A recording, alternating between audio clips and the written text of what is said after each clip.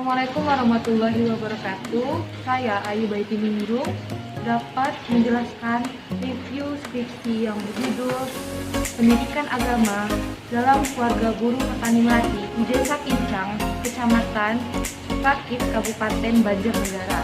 Nah, skripsi ini ditulis oleh Siti Hadriyatul Rahma pada tahun 2018.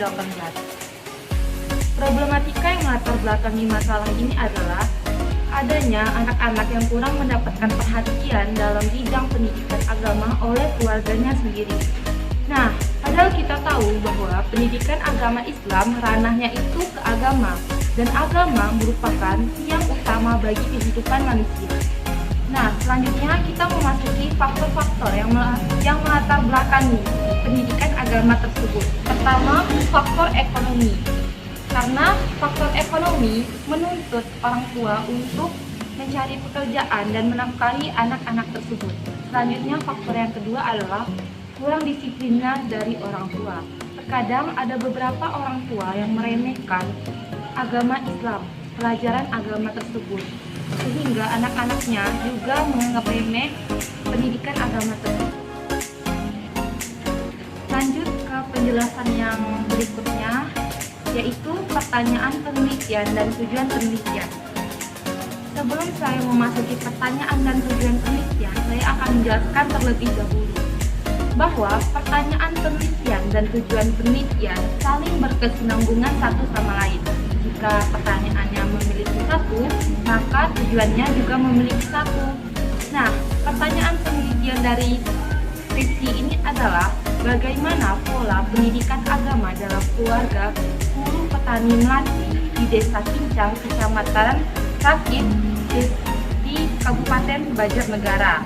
Dan tujuan dari penelitian ini adalah untuk mengetahui apa saja pola dari pendidikan agama dalam keluarga buruh petani melati di Desa Kincang, Kabupaten Banjarnegara. Penjelasan selanjutnya yaitu manfaat penelitian. Jadi manfaat ini merupakan hasil dari kegunaan penelitian tersebut. Manfaat penelitian ini dibagi menjadi dua, yaitu manfaat teoritis dan manfaat praktik. Nah, di bagian manfaat teoritis, penulis menuliskan bahwa semoga penelitian ini dapat menambah wawasan pemikiran dan pengetahuan. Namun menurut saran saya, apabila kita menuliskan sesuatu, harapan alangkah lebih baiknya kita menjelaskan secara singkat sebelum kita memasuki inti permasalahan tersebut. Misalnya, bagaimana cara menambah pikiran dan menambah wawasan melalui pengkajian pola pikir terhadap pendidikan agama tersebut, misalnya melalui dan mengajak para orang tua untuk melaksanakan sesuatu kewajiban agar kewajiban tersebut dapat terlaksana dan terbiasa sehingga dapat membuka pintu bagi pelajaran pendidikan agama selanjutnya. Oke, lanjut ke manfaat praktis. Nah, manfaat praktis ini dibagi menjadi tiga. Yang pertama, manfaat bagi orang tua. Dari penelitian ini diharapkan bahwa orang tua lebih memperhatikan anak dan keluarga mereka karena anak merupakan generasi selanjutnya bagi negara.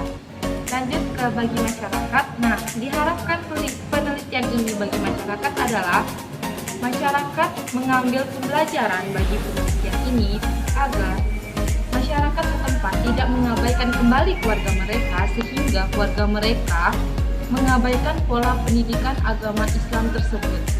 Lanjut ke manfaat praktik yang terakhir atau yang ketiga, yaitu manfaat bagi penelitian.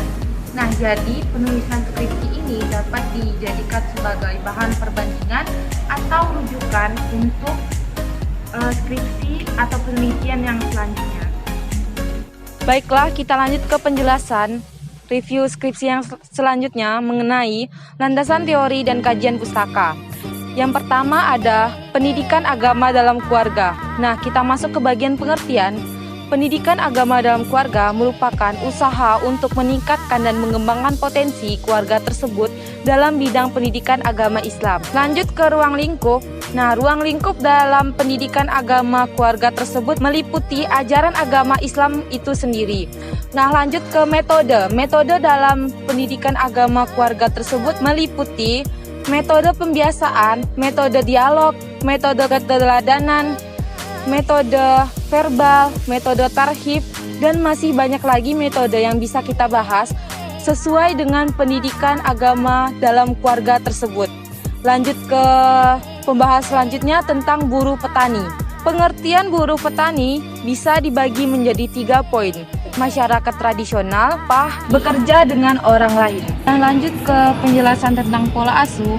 Jadi pengertian dari pola asuh dalam bidang pendidikan agama Islam tersebut merupakan usaha atau potensi untuk meningkatkan dan mengembangkan tujuan dalam pendidikan agama Islam tersebut.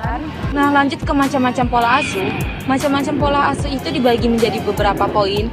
Poin yang pertama seperti gaya otoriter, gaya demokratis, gaya memberi aturan yang jelas, gaya transaksi, dan masih banyak lagi pola asuh yang terdapat dalam pendidikan agama keluarga tersebut. Nah, tinggal kita sesuaikan lagi pola asuh tersebut dengan bidang yang kita kaji. Baiklah, saya akan melanjutkan penjelasan review skripsi saya tentang kajian terdahulu. Jadi, kajian terdahulu yang terdapat dalam skripsi ini ada 3. Yang pertama, skripsi ini ditulis oleh Siti Fadliatur Rahmah kembali pada tahun 2014. Nah, jadi judul skripsi ini adalah pendidikan agama dalam keluarga buruh tani di Desa Selopanjang, kecamatan di Blada dan di Kabupaten.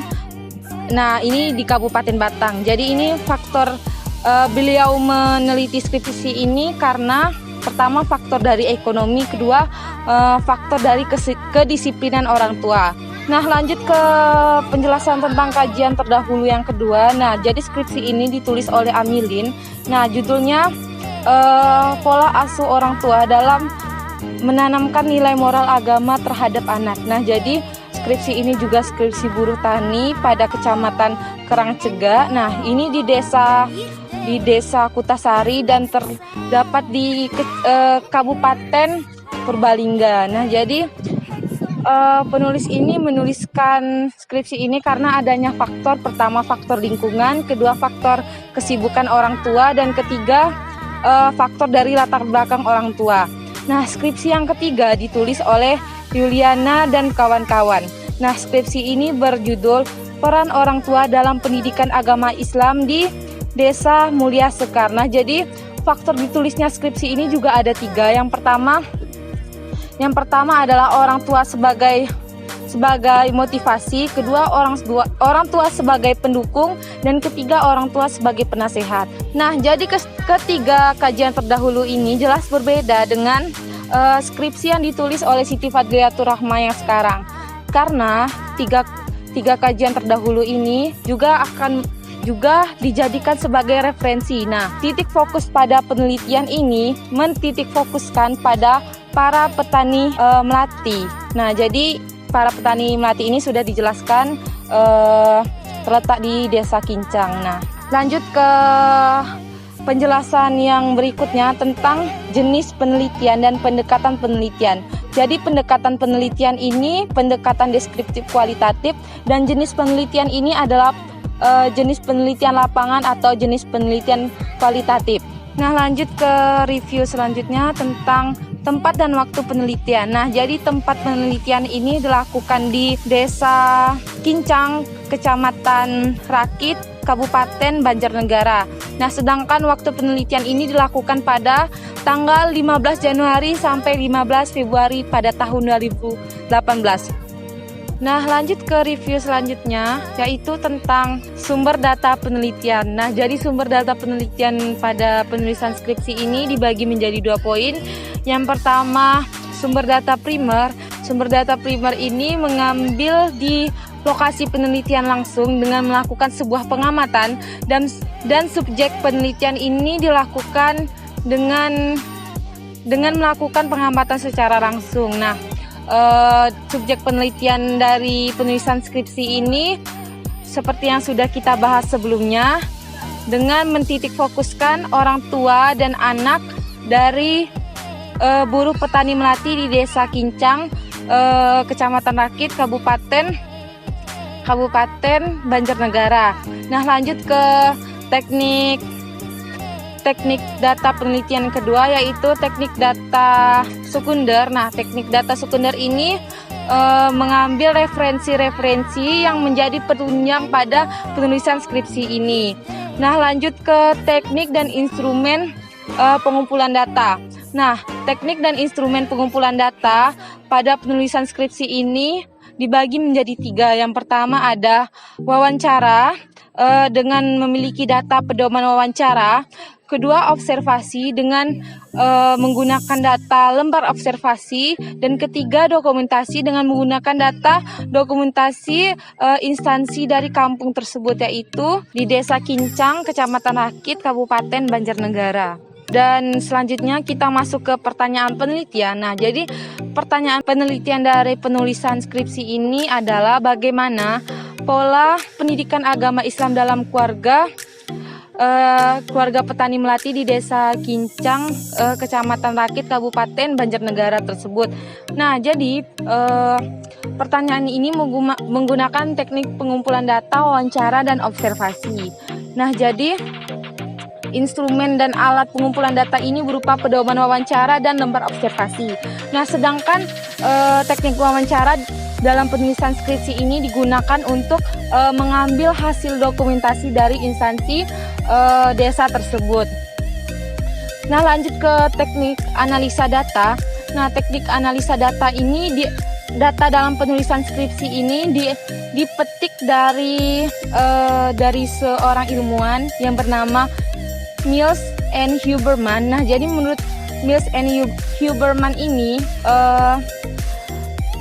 teknik analisa data dibagi menjadi 3. Yang pertama, reduksi data. Nah, reduksi data ini seperti melakukan penelitian secara rinci dengan menemukan pokok-pokok permasalahan dalam penelitian ini.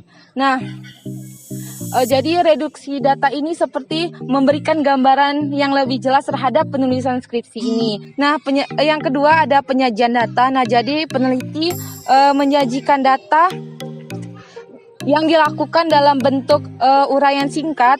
Lanjut ke yang terakhir, yaitu verifikasi data. Nah, jadi verifikasi data itu seperti mengecek ulang penelitian tersebut. Nah, jika di penelitian tersebut terdapat kekurangan, maka peneliti akan melakukan ulang observasi tersebut. Nah, lanjut ke yang terakhir, teknik pemeriksaan keabsahan data. Nah, jadi teknik pemeriksaan keabsahan data pada penulisan skripsi ini menggunakan teknik triangulasi. Nah, jadi teknik triangulasi ini seperti mengecek kredibilitas data dengan berbagai teknik seperti pengumpulan data dan berbagai sumber data. Nah, sekian penjelasan review skripsi dari saya.